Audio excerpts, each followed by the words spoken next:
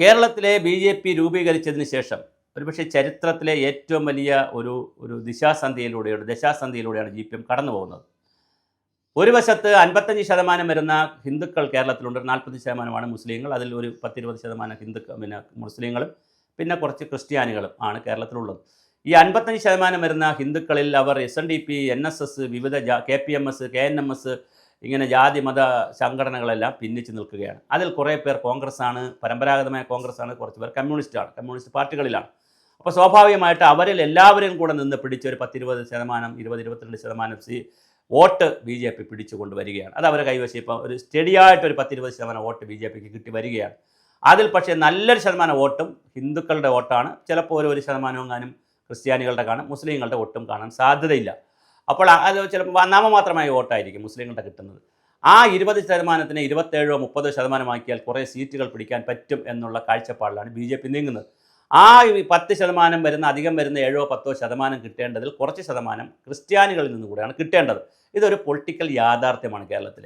അപ്പോൾ അങ്ങനെ നിൽക്കുന്ന സമയത്താണ് ക്രിസ്ത്യാനികളെ കൂടുതൽ അടുത്തോട്ട് കൊണ്ടുവരാൻ വേണ്ടി, മുസ്ലിങ്ങളെ കൊണ്ടുവരാൻ അത്ര എളുപ്പമല്ല. കാരണം അവർ വളരെ സംഘടിതമായ ഇന്ത്യൻ യൂണിയൻ മുസ്ലിം ലീഗും കുഞ്ഞാലിക്കുട്ടിയും പാണക്കാട് ശിഹാബ് തങ്ങളുടെയൊക്കെ നേതൃത്വത്തിൽ ആ കുടുംബത്തിലേക്ക് വളരെ ശക്തമായി മുസ്ലിം ലീഗ് നിൽക്കുന്നു. പിന്നെ സമസ്ത എന്നൊക്കെ പറഞ്ഞ് വളരെ ശക്തരാണ് അവർ അഖിലേന്ത്യാ തലത്തിൽ തന്നെ ബി.ജെ.പിയുമായിട്ട് കട്ടയ്ക്ക് പോരിനാണ്. അതേസമയം നോർത്ത് ഇന്ത്യൻ സംസ്ഥാനങ്ങളെടുത്താൽ, പ്രത്യേകിച്ച് ഹിമാചൽ പ്രദേശ്, നാഗാലാൻഡ്, മിസോറാം, മണിപ്പൂർ പോലുള്ള സംസ്ഥാനങ്ങളെടുത്താൽ, ഗോവ എടുത്താൽ, അവിടെയെല്ലാം ക്രിസ്ത്യാനികൾ നല്ലതുപോലെ ഭരണത്തിൽ, ക്രിസ്ത്യ മുഖ്യമന്ത്രിമാർ മൂലമുണ്ട്, ഭരണത്തിൽ കൃത്യമായി NDAയുടെ കൂടെയുണ്ട്, നരേന്ദ്രമോദിയോടൊപ്പമുണ്ട്, ബി.ജെ.പിയോടൊപ്പമുണ്ട്. ആ ഒരു തന്ത്രം ഇവിടെയും പയറ്റുന്നതിന് വേണ്ടിയിട്ടുള്ള ശ്രമങ്ങളുമായിട്ടാണ് നമ്മുടെ രാജീവ് ചന്ദ്രശേഖർ നോക്കുന്നത്. അദ്ദേഹം വന്നതിന് മുമ്പും സുരേന്ദ്രൻ ഇരുന്നപ്പോൾ തന്നെ ക്രിസ്തീയ സഭകളെ ഇവിടെ പോവുക, കേക്ക് കൊടുക്കുക, ക്രിസ്മസിന് കൂടുക, ആശംസക്കാരുടെ അയക്കുക, ഒരുപാട് കാര്യങ്ങൾ ചെയ്തു. അത് നന്നായി മുന്നോട്ട് കൊണ്ടുപോകാൻ വേണ്ടിയിട്ട് ജോർജ് കുര്യൻ, ഒരു മൈനോറിറ്റിയിൽ നിന്നുള്ള ജോർജ് കുര്യൻ മന്ത്രിയാവുന്നു. അനൂപ് ആൻ്റണിയെ പോലുള്ളൊരു മൈനോറിറ്റി സമുദായത്തിൽപ്പെട്ട ഒരാളിനെ ജനറൽ സെക്രട്ടറി ആക്കുന്നു. അല്ലെങ്കിൽ അദ്ദേഹം എലിജിബിളാണ്, കാര്യം യുവമോർച്ചയിലൂടെയൊക്കെ അദ്ദേഹം വളർന്നു വന്ന ആളാണ്. എന്നാൽ പോലും ജനറൽ സെക്രട്ടറി പോലുള്ള ഒരു പ്രധാനപ്പെട്ട പോസ്റ്റ് കൊടുക്കുമ്പോൾ ഇതും കൂടി കൺസിഡർ ചെയ്തിട്ടുണ്ടാവുമല്ലോ. അപ്പോൾ അദ്ദേഹം ന്യൂനപക്ഷത്തെ വിശ്വാസത്തിലെടുക്കാവുന്നൊരു കാഴ്ചപ്പാട് ഇവിടെ ഉണ്ടാവുമല്ലോ. അപ്പോൾ സ്വാഭാവികമായിട്ട് അങ്ങനെയൊക്കെ വന്നതിനിടയിലാണ് ഒരു കന്യാസ്ത്രീ വിഷയം കയറി വന്നത്. കന്യാസ്ത്രീ വിഷയം വന്നപ്പോൾ ചെകുത്താനും കടലിനും ഇടയ്ക്ക് നിൽക്കുന്നൊരവസ്ഥയാണ്. രാജീവ് ചന്ദ്രശേഖറിനോട് Catholic bishop conference India, CBCI സഹായം അഭ്യർത്ഥിച്ചു. തൃശ്ശൂർ ബിഷപ്പ് സഹായം അഭ്യർത്ഥിച്ചത് കൊണ്ടാണ് അദ്ദേഹം ഇടപെട്ടു. അദ്ദേഹം അതിനാവശ്യമായ ഭംഗിയായി അദ്ദേഹം റോൾ നിർവഹിച്ചു. അവസാനം കന്യാസ്ത്രീകളെ നേരിട്ട് പോയി കാണുകയും ചെയ്തു. അവരെ വിളിച്ച് സ്വന്തം കാറിൽ കയറ്റി അവരെ കോൺവെൻറ്റിൽ കൊണ്ട് വിടുക വരെ ചെയ്തു. ഇത് കേസാണ്, കേസിൻ്റെ വഴിക്ക് പോകും, അതിൻ്റെ മെരിറ്റിലേക്ക് പോകും. പക്ഷേ ഇത്രയും ചെയ്തു. അനൂപ് ആൻ്റണി അവിടെ നിയോഗിച്ചു, ഷോൺ ജോർജിനെ പോകാൻ പറഞ്ഞു. അങ്ങനെ പിന്നെ പ്രധാനമന്ത്രിയെ കണ്ടു, അമിത്ഷായെ കണ്ടു, അവിടുത്തെ മുഖ്യമന്ത്രിയെ പോയി ഫോണിൽ വിളിച്ചു, ആഭ്യന്തരമന്ത്രിയെ വിളിച്ചു, ഉപമുഖ്യമന്ത്രിയെ വിളിച്ചു. അങ്ങനെ വലിയ കോർഡിനേഷൻ വർക്ക് രാജീവ് ചന്ദ്രശേഖർ ചെയ്തു. അതിൽ അദ്ദേഹത്തിന് 100 മാർക്കും കിട്ടിയിട്ടുണ്ട്. അതിൽ ബാക്കിയുള്ളവർക്ക് അസ്വസ്ഥതയുണ്ട്. റഹീമിനും ബ്രിട്ടാസിനും ബാക്കിയുള്ള നേതാക്കൾക്കെല്ലാം അസ്വസ്ഥതയുണ്ട്, കോൺഗ്രസിനൊക്കെ അസ്വസ്ഥതയുണ്ട്. രാജീവ് ചന്ദ്രശേഖർ ഗോൾ അടിച്ചു. പക്ഷേ അതുപോലെ അനൂപ് ആൻ്റണിയും ഗോൾ അടിച്ചു. അപ്പോൾ അനൂപ് അടി എന്നൊക്കെ പേര് തന്നെ വന്നിരിക്കുന്നു, കുമ്മനടി എന്ന്. അപ്പോൾ അതിൻ്റെ അർത്ഥം അദ്ദേഹം ഗോൾ അടിച്ചു എന്നല്ല. കേരളത്തിൽ ഒരാളിന് വിവാദ നായകനാക്കിയാൽ വിചാരിച്ചോണം അയാൾ പരീക്ഷ ജയിച്ചു എന്ന്. അപ്പോൾ അനൂപ് ആൻ്റണി വിജയിച്ചു, രാജീവ് ചന്ദ്രശേഖർ ജയിച്ചു. പക്ഷേ ആ ജയത്തിനിടയിലും കല്ലുകടികൾ 2 ഭാഗത്തുനിന്ന് വരുന്നു. ഇനി ഈ കേസ് പിൻവലിക്കണം, അതുവരെ ബി.ജെ.പി. ശരിയല്ല എന്നുള്ള നിലയിൽ ക്രിസ്തീയ ഭാഗത്തു നിന്നുള്ള ഇടപെടലുകൾ. ഇന്നലെ സമരം നടന്നു തൃശ്ശൂർ ഇരിങ്ങാലക്കുട രൂപതയിൽ. താമരശ്ശേരി രൂപത അതിൽ നിന്ന് പിന്മാറി. ജാമ്യം കിട്ടില്ലെങ്കിൽ സമരമാണ് തീരുമാനിച്ചത്. പക്ഷേ ജാമ്യം കിട്ടിയപ്പോൾ താമരശ്ശേരി രൂപത പിന്മാറി, ഇരിങ്ങാലക്കുട രൂപത സമരം ചെയ്തു. ഇനിയിപ്പോൾ ഡിമാൻഡ് NIA കോടതിയിൽ കേസ് കേസ് എടുത്തു കളയണം, അല്ലെങ്കിൽ കേസ് വെറുതെ വിടണം എന്നുള്ളതാണ്. അത് എത്ര വരുമെന്ന് നമുക്കറിയില്ല. കേസിന് മെരിറ്റുണ്ട്, അതിൻ്റെ ന്യായാന്യായങ്ങൾ അനുസരിച്ചാണ് കാര്യങ്ങൾ വരുന്നത്.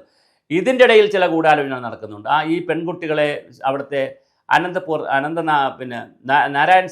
നാരായൺപൂർ ജില്ലയിലെ CPIയുടെ ഓഫീസിൽ, മാവോയിസ്റ്റുകളായിട്ട് ബന്ധമുള്ള CPIയുടെ ഓഫീസിൽ ആ പെൺകുട്ടികളെ കൊണ്ടുപോയി CPIയുടെ സെക്രട്ടറിയും കൂടെ ഇരുന്നു കൊണ്ട് കുറേ ബൈറ്റൊക്കെ എടുത്ത് BJPക്കെതിരെ, ബജറംഗ് ദളിനെതിരെയൊക്കെ അവർ ജ്യോതി ശർമ്മ മർദ്ദിച്ചു, ബലാത്സംഗം ചെയ്തു, കൊന്നുകളയുമെന്നൊക്കെ പറഞ്ഞിട്ട് വലിയ വാർത്തകൾ സൃഷ്ടിക്കുന്നുണ്ട്. അങ്ങനെയുള്ള ഉഡായിപ്പ് പരിപാടികൾ നടക്കുന്നു. ഞാൻ കൺസോളിഡേറ്റ് ചെയ്യുമ്പോൾ പറയാൻ കഴിയുന്നത്, ഇത് ഒരു വശത്ത് ക്രിസ്തീയ വിഭാഗത്തിൽ നിന്ന് ഇപ്പോഴും കൂരമ്പുകൾ രാജീവ് ചന്ദ്രശേഖരനും കേരളത്തിലെ BJP ഏറ്റുവാങ്ങുമ്പോൾ, ഛത്തീസ്ഗഡിൽ നടന്നൊരു വിഷയത്തിൽ കേരളത്തിലെ BJP മറുപടി പറയണമെന്ന് ജോൺ ബ്രിട്ടാസുമാരും കമ്മ്യൂണിസ്റ്റ് ആളുകളും സുഡാപ്പികളും കമ്മികളും കൊങ്ങികളും ഒക്കെ പറയുമ്പോൾ, ഇപ്പുറത്ത് സംഘപരിവാർ വാളുകളിൽ നിന്നും സ്വാമി ചിദാനന്ദപുരി അടക്കമുള്ള സംഘപരിവാർ വാളുകളിൽ നിന്നും, അതുപോലെ ഹിന്ദു ഐക്യവേദിയുടെ KP ശശികല ടീച്ചർ, അതുപോലെ RV ബാബു, അതുപോലെ ഡോക്ടർ ഭാർഗവറാം തുടങ്ങിയിട്ടുള്ള ഹിന്ദു സമാജത്തിലെ ആളുകളും പിണങ്ങി നിൽക്കുകയാണ്. എന്തിനാണ് രാജീവ് ചന്ദ്രശേഖർ പോയത്? കുറ്റം ചെയ്തില്ല എന്ന് എന്തിനാണ് അങ്ങനെ പറഞ്ഞത്? പിന്നെ ബജ്രംഗ് ദളിനെ തള്ളിപ്പറഞ്ഞില്ല, എന്നാലും തള്ളിപ്പറഞ്ഞോ? പിന്നെ ആ തരത്തിലേക്കുള്ള ഒരു പ്രഷർ ഇപ്പുറത്തുനിന്ന് രാജീവ് ചന്ദ്രശേഖറിൻ്റെ പുറത്ത് വരുന്നുണ്ട്. എന്തായാലും പക്ഷേ രാജീവ് ചന്ദ്രശേഖർ പറയുന്ന ഒരു സിമ്പിൾ ലോജിക്ക് ഇവിടെയുള്ള പ്രത്യേകിച്ച് കേരളത്തിലുള്ളവരുമാണ്, കേരളത്തിലുള്ള 2 കന്യാസ്ത്രീകളെ മറ്റൊരു സംസ്ഥാനത്ത് പോയി ജോലി ചെയ്തവരെ അവിടെ നിന്ന് പിടിച്ചുകൊണ്ട് പോയി, അതിൽ പിന്നെ ഒരു മെറിറ്റ് ഉണ്ടോ ഇല്ലയോ എന്നൊന്നും നോക്കാതെ ഞാൻ അവരെ രക്ഷിക്കുക എന്നുള്ളൊരു കാര്യത്തിലേക്ക് പോയി. എന്നോട് സഹായം അഭ്യർത്ഥിച്ചു, ഞാൻ രക്ഷിക്കാനായിട്ട് പോയി, അവരെ രക്ഷിച്ചെടുത്തു. അത്ര മാത്രമേ ഉള്ളൂ. സിമ്പിൾ കാര്യത്തിൽ രാജീവ് ചന്ദ്രശേഖർ നിൽക്കുന്നുണ്ട്. എന്തായാലും രാജീവ് ചന്ദ്രശേഖറിൻ്റെയും അനൂപ് ആൻ്റണിയുടെയും ഒക്കെ സമയോചിതമായ ഇടപെടലാണ്, ഷോൺ ജോർജിൻ്റെയൊക്കെ ഇടപെടലാണ്, കേരള BJPയുടെ ഇടപെടലാണ്. കന്യാസ്ത്രീകൾക്ക് സമയത്ത് പുറത്തിറങ്ങാൻ കഴിഞ്ഞു എന്നുള്ളതൊരു സത്യമാണ്, യാഥാർത്ഥ്യമാണ്. അവർക്കുള്ളത് അവർക്കും മറ്റുള്ളവർക്കുള്ളത് മറ്റുള്ളവർക്കും പങ്കുവെക്കുന്നതല്ലേ നല്ലത്.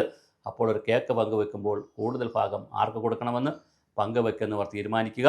അല്ലെങ്കിൽ കേക്ക് മുറിക്കുന്ന ആളുകൾ ശ്വാസം വിടുന്നതിനിടയിൽ കേക്ക് അടിച്ചുകൊണ്ട് പോകാൻ നിൽക്കുന്ന കുറേ ആളുകളായി നമ്മൾ മാറരുത്. അത് ആരായാലും, മാധ്യമമായാലും രാഷ്ട്രീയ പാർട്ടികളായാലും.